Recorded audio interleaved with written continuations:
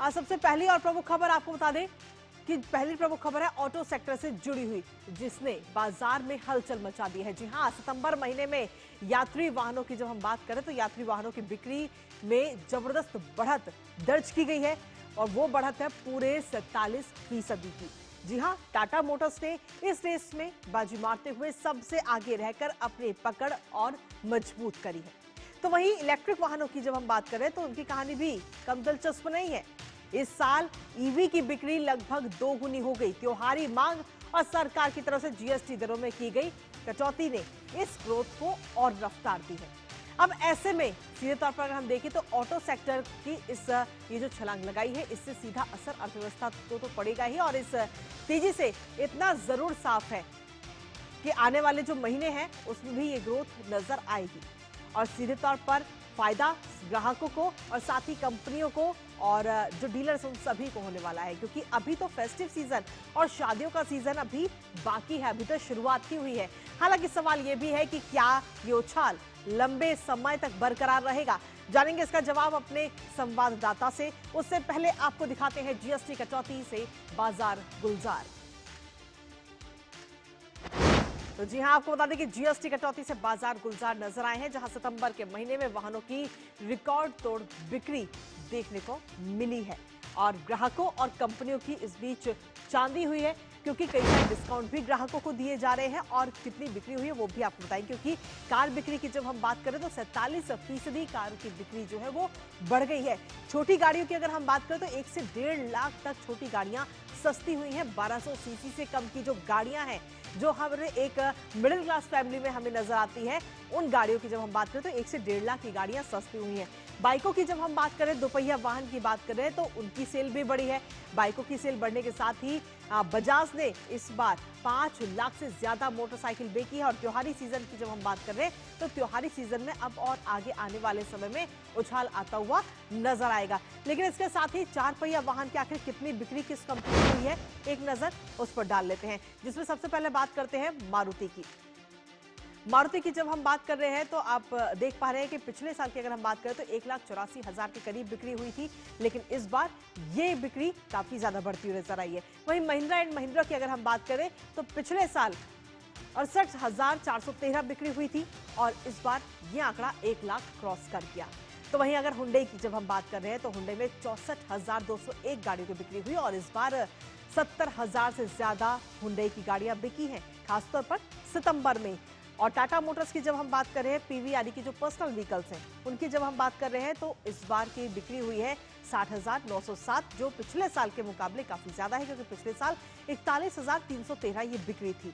और टाटा मोटर्स की ही जो कमर्शियल व्हीकल है, जो छोटे कमर्शियल व्हीकल है, उनकी अगर हम बात करें तो पिछले साल 30,000 के करीब ये बिक्री थी और इस बार ये आंकड़ा 35,000 को भी क्रॉस कर चुका है। तो किस तरीके से मार्केट को बूस्ट मिला है वो हम आपको 4 पहिए के वाहन के जरिए दिखा रहे हैं, जो आंकड़े अभी तक सामने आए हैं। तो ये तो बात रही 4 पहिए वाहन की, लेकिन इसके साथ ही 2 पहिया वाहन यानी कि अगर बात करें मोटरसाइकिल की और स्कूटियों की, तो उसमें भी सीधे तौर पर अगर सबसे पहले बात करते हैं, जो पहली कंपनी है वो है हीरो मोटोकॉर्प। और हीरो मोटोकॉर्प की अगर हम देखें तो 6 लाख से ज्यादा गाड़ियां इस बार बिकती हुई नजर आई हैं, जो पिछले साल के मुकाबले ज्यादा है। और वहीं हीरो मोटोकॉर्प के अलावा अगर बजाज ऑटो की अगर हम बात करते हैं, जो बजाज कंपनी है उसकी पिछले साल 4,69,000 के करीब बिक्री थी, जो इस बार आंकड़ा 5 लाख को क्रॉस कर चुका है। 5,10,504 बिक्री हुई है बजाज की। रॉयल एनफील्ड की अगर हम बात करें तो पिछले साल 46,000 के करीब ये बिक्री थी और इस बार रॉयल एनफील्ड का भी आंकड़ा 1,24,000 को क्रॉस कर चुका है। हमारे साथ हमारे सहयोगी अमरेंद्र गुप्ता इस वक्त जुड़ रहे हैं ताजा अपडेट के साथ, सीधा उनका रुख करेंगे। अमरेंद्र, त्योहारी मांग और जीएसटी में कटौती, क्या ये बूस्ट सिर्फ सीजनल के तौर पे लिया जाए या फिर लंबे समय तक इसका असर देखने को मिल सकता है? अमरेंद्र, देखिए कृतिका, जिस तरह से प्रधानमंत्री नरेंद्र मोदी ने सितंबर से जीएसटी घटाई है और उसके बाद से लगातार देखिए जीएसटी घटने की डेट से लेके और अब तक जो देखें तो बुकिंग जो है वो न सिर्फ बढ़ी है बल्कि सेल्स भी दोगुनी से तिगुनी तक हो गई है। अगर बात करें टू व्हीलर्स की तो टू व्हीलर्स में लगातार क्या है कि जो कंपनियां हैं कई सारे ऑफर्स दे रही हैं, क्योंकि फेस्टिवल सीजन है, नवरात्रि है, दशहरा है, धनतेरस है और दिवाली है, और इसके अलावा भी आगे की बुकिंग जो है लगातार जी। जो कंपनियां दे रही हैं, तो लगातार जो मांग बढ़ने से जो सप्लाई है उस पर भी फर्क पड़ रहा है और जो बिक्री का जो बूस्टअप है वो लगातार बढ़ रहा है। कंपनियों की बात करें तो लगातार जो कंपनी कह रही है कि मारुति और जो कंपनियां हैं उनके जो बिक्री बढ़ोतरी में 30 से 35% की बढ़ोतरी दर्ज की गई है। और जी। लगातार आपने देखा कि जिस तरह से प्रधानमंत्री जी ने जीएसटी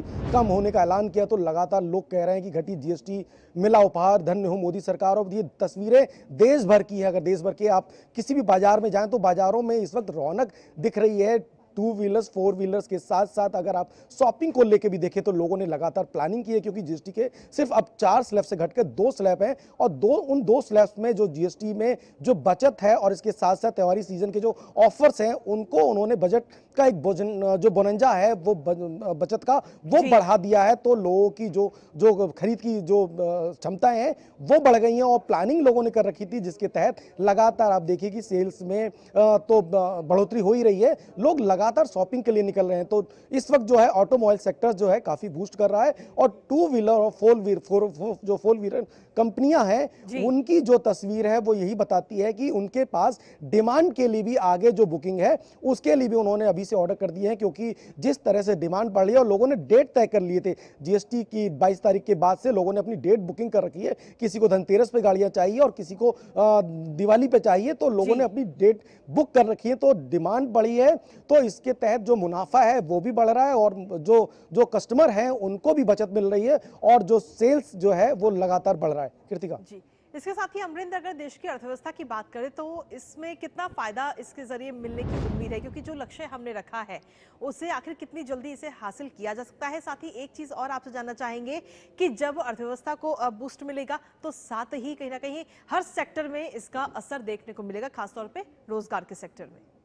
निश्चित तौर पे कृतिका अगर बात करें कि देखिए अर्थव्यवस्था की बात करें तो लगातार जो है भारत की इकोनॉमिक ग्रोथ कर रही है और जो लक्ष्य है हमने उसमें ये जीएसटी का जो ऐलान है एक बड़ा कह के मील का पत्थर साबित हो सकता है, क्योंकि जिस तरह से बदलाव दर्ज किए जा रहे हैं वो खासे अहम है। और जिस सेक्टर्स की भी बात करें, चाहे ऑटोमोबाइल सेक्टर्स की बात करें, गारमेंट्स की बात करें, रेडीमेड्स की बात करें या किसी और सेक्टर्स की बात करें, लगातार जो मांग की सप्लाई बढ़ रही है तो मुनाफा बढ़ रहा है और रोजगार के नए अवसर भी पैदा हो रहे हैं। तो कहीं ना कहीं एक बड़ा मुनाफा है। और अभी मैं पिछले दिनों अगर मैं बात करूं आपको तो मैं राजधानी ईटानगर में गया तो वहां मेरे कई व्यवसायियों से बात हुई और वहां जिस तरह से प्रधानमंत्री जी ने बजट उपहार दिया जीएसटी का, उसको लेके जो खासी उत्साह था और जो छोटे सेक्टर्स थे वहां पर किस तरह से लोगों की मांग बढ़ रही थी और रोजगार किस तरह से बढ़ रहा है, ये एक बड़ी वानगी देखी जा सकती है। तो कुल मिलाकर कहें तो सभी सेक्टर्स में लगातार जो है इजाफा देखने को मिलेगा और इससे न सिर्फ भारत की इकोनॉमिक बूस्ट होगी बल्कि आने वाले समय में जो रोजगार है वो बढ़ेगा और लोगों की जो बचत क्षमताएं हैं वो भी बढ़ रही हैं। कृतिका, चलिए, बहुत बहुत शुक्रिया अमरिंदर, तमाम जानकारी हमारे साथ साझा करने के लिए, इस महत्वपूर्ण खबर से जुड़ी हुई।